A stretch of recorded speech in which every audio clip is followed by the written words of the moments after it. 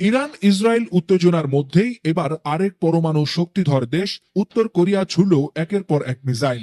শুধু মিসাইল ছুড়েই থেমে থাকেনি পিয়ংইয়ং, সরাসরি সমর্থন জানিয়েছে তেহরানকে।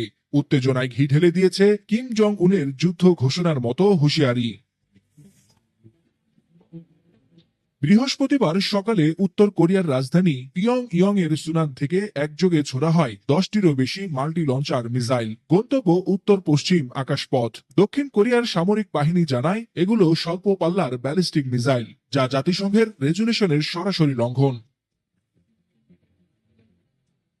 সামরিক বিশ্লেষকদের মতে এই মিসাইল ছোড়া নিছক কোনো সামরিক মহড়ার অংশ নয়, বরং আন্তর্জাতিক বার্তা।